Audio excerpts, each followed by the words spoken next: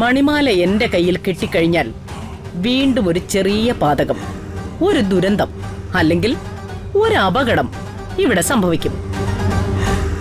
അതോടുകൂടി അനസൂയയുടെ ജീവിതത്തെ തകർത്തുകൊണ്ട് ഇവിടെ കയറി വന്ന ഒരു അപശകുനത്തിന്റെ ശല്യം അവസാനിക്കുകയും ചെയ്യും. ചിന്നു,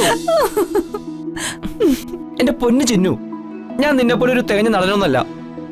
വേറെ ആരും കിട്ടാതെ വന്നപ്പോ അഭിനയിക്കാന്ന് പറഞ്ഞ് കേറി കൂടിയതാ. ഞാൻ അഭിനയിക്കുമ്പോ നീ എന്നെ കളിയാക്കി ചിരിച്ച് എന്റെ താളം തെറ്റിക്കല്ലേ. ചിന്നു, നീ ഇപ്പൊ ചെയ്തോണ്ടിരിക്കുന്നത് ഒന്നാം തരം റാഗിങ്ങാ. നീ ഇങ്ങനെയായ ഇപ്പൊ നീ ചെയ്തതെല്ലാം ഓർത്തോണ്ട് ഞാൻ സ്റ്റേജിൽ കയറി പൊട്ടനെ പോലെ ചിരിച്ചോണ്ടിരിക്കും. നാടകം മൊത്തം കൊളാവേ. അതാണോ നിനക്ക് വേണ്ടത്? അതല്ല, നമ്മുടെ നാടകം വിജയിക്കണം. ഇനി വരുന്ന 10 ബാച്ചുകളെങ്കിലും നമ്മുടെ ഈ പെർഫോമൻസ് നാടകവും ഓർത്തിരിക്കണം. എങ്കിൽ നീ ഞാനുമായിട്ട് സഹകരിക്കണം. എന്നെ കളിയാക്കി എന്റെ താളം തെറ്റിക്കരുത്. നിനക്കറിയാലോ, പൊതുവെ ഞാനൊരു ഇൻട്രോവേർട്ടാണെന്ന്. അപ്പോഴത്തെ ഒരു ആവശ്യത്തിന് ഞാൻ ഈ നാടകത്തിന് തലവെച്ചതാ. അതെ, ഞാൻ പഠിപ്പിക്കുന്ന സ്റ്റുഡൻസിന് മുന്നിൽ നീ എന്നൊരു കോമാളിയാക്കി മാറ്റരുത്. ഇല്ല, ഇനി ഞാൻ സീരിയസ് ആയിട്ട് പെർഫോം ചെയ്തോളാം. പക്ഷെ നേരത്തെ സാർ അഭിനയിച്ച രീതി ശരിയായില്ല. എക്സ്പ്രഷൻ തെറ്റായിരുന്നു. അത് കണ്ടപ്പോഴാണ് എനിക്ക് ചിരി വന്നത്. ഞാൻ തെറ്റായ എക്സ്പ്രഷൻ ഇട്ടാ അത് കറക്റ്റാക്കി തരേണ്ടത് നീയല്ലേ? ക്ലാസ്സിൽ ഞാൻ നിനക്ക് അധ്യാപകനായിരിക്കാം, പക്ഷെ ഇവിടെ എന്റെ അധ്യാപികയുടെ വേഷം നിനക്ക് ചെയ്തൂടെ? എന്നെ അഭിനയം ശരിക്കൊന്ന് പഠിപ്പിച്ചൂടെ? മാഷിനെ പഠിപ്പിക്കാനുള്ള വിവരവും വിദ്യാഭ്യാസവും അനുഭവവും ഒന്നും എനിക്കില്ല.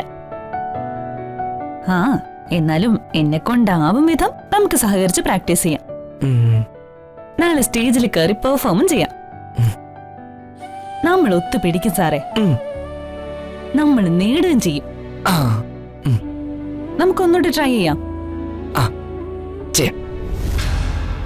മണിമാല കിട്ടിയ രമാമ അവളെ മരുമകളായി സ്വീകരിക്കും. ഞാൻ സ്വപ്നം കണ്ട ജീവിതം തകർന്ന് തരിപ്പണാവുകയും ചെയ്യും. പക്ഷെ കുഞ്ഞുങ്ങളെ, ഒരു കാര്യം നീ മറക്കരുത്. നീ ഈ നിലയിലെത്താൻ പലതും ചെയ്തിട്ടുണ്ട്. അതിനെക്കുറിച്ച് വ്യക്തമായ അറിവുകളും തെളിവുകളും എന്റെ കയ്യിലുണ്ട്. ഞാൻ കുടുംബത്തോട് തെരുവിലായാൽ ആ തെളിവുകളുടെ മുകളിൽ പിന്നെ ഞാൻ അടയിരിക്കില്ല. ഓരോ തെളിവുകളും ആരോപണങ്ങളും പുറത്തേക്ക് വന്നു തുടങ്ങും.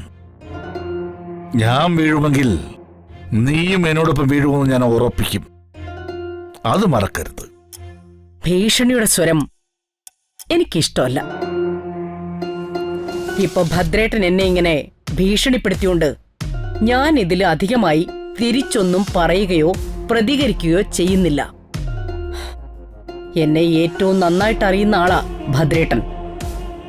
എന്നാ ഒരു കാര്യം ഭദ്രേട്ടൻ മറന്നു.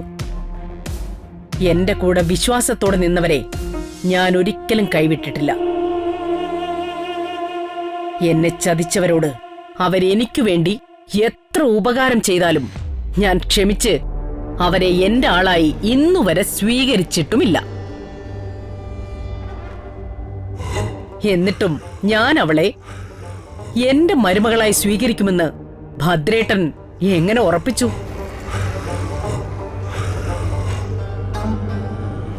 ഭദ്രേട്ടൻ നേരത്തെ പറഞ്ഞതുപോലെ സ്വന്തം നേട്ടങ്ങൾക്ക് വേണ്ടി ഈ രമാദേവി പാതകങ്ങൾ ചെയ്തിട്ടുണ്ട്. ഭദ്രേട്ടന്റെ സഹായത്തോടുകൂടി തന്നെ. മണിമാല എന്റെ കയ്യിൽ കിട്ടിക്കഴിഞ്ഞാൽ വീണ്ടും ഒരു ചെറിയ പാതകം, ഒരു ദുരന്തം അല്ലെങ്കിൽ ഒരു അപകടം ഇവിടെ സംഭവിക്കും. അതോടുകൂടി അനസൂയയുടെ ജീവിതത്തെ തകർത്തുകൊണ്ട് ഇവിടെ കയറി വന്ന ഒരു അപശകുനത്തിന്റെ ശല്യം അവസാനിക്കുകയും ചെയ്യും. ഞാൻ പറഞ്ഞിരുന്നല്ലോ, എന്റെ സ്വന്തം മകളെപ്പോലെ ഞാൻ കാണുന്ന കുട്ടിയാ അനസൂയ. അർജുനുമായിട്ടുള്ള ഇവളുടെ വിവാഹം ഞാൻ ഇവൾക്ക് നൽകിയ വാഗ്ദാനമാ. ആ വാഗ്ദാനത്തിന് ഒരിക്കലും ഒരു മാറ്റമുണ്ടാവില്ല.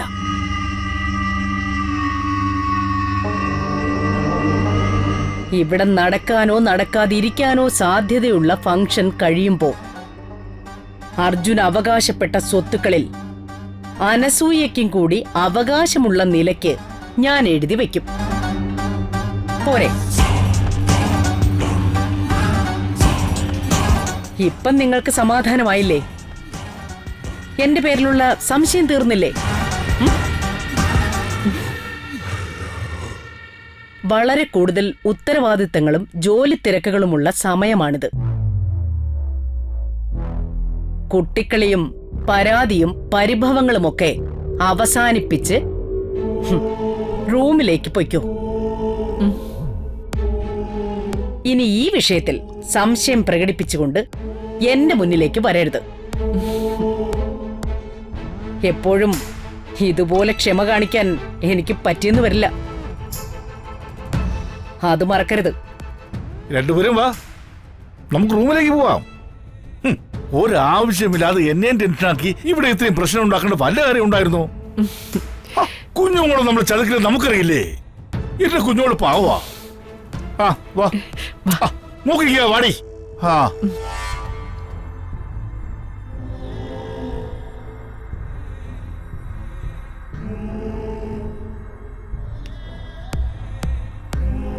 റോമിയോ, അങ്ങയെ കൂടാതെയുള്ള ജീവിതം സ്വപ്നം കാണാൻ പോലും ഈ ജൂലിയറ്റിന് കഴിയില്ല. എന്റെ അവസ്ഥയും അത് തന്നെയാണ് ജൂലിയറ്റ്. നിനക്ക് വേണ്ടി എന്തും ഞാൻ ത്യജിക്കും. എന്റെ സ്വപ്നങ്ങളും ബന്ധുക്കളെ എല്ലാം ഞാൻ വേണ്ടെന്ന് വയ്ക്കും. എനിക്കുള്ള സ്ഥാനമാനങ്ങളും സുഹൃത്തുക്കളും ബന്ധുക്കളും എല്ലാം ഞാൻ വലിച്ചെറിയും. പകരം എനിക്ക് വേണ്ടത് നിന്നോടൊത്തുള്ള ജീവിതമാണ്. അത് ഈ ലോകത്ത് മാത്രമല്ല, എന്നെങ്കിലും നമ്മൾ മരണപ്പെട്ടാൽ അടുത്ത ലോകത്ത് പോലും തുടരുന്ന ആത്മാർത്ഥമായൊരു ബന്ധമാണ് ഞാൻ ആഗ്രഹിക്കുന്നത്.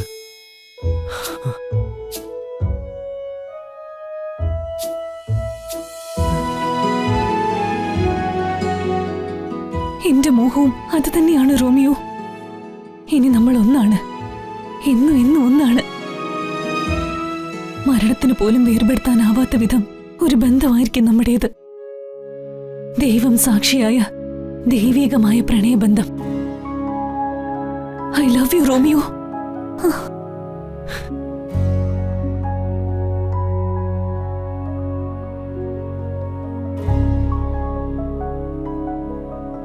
I love you too, my Julie.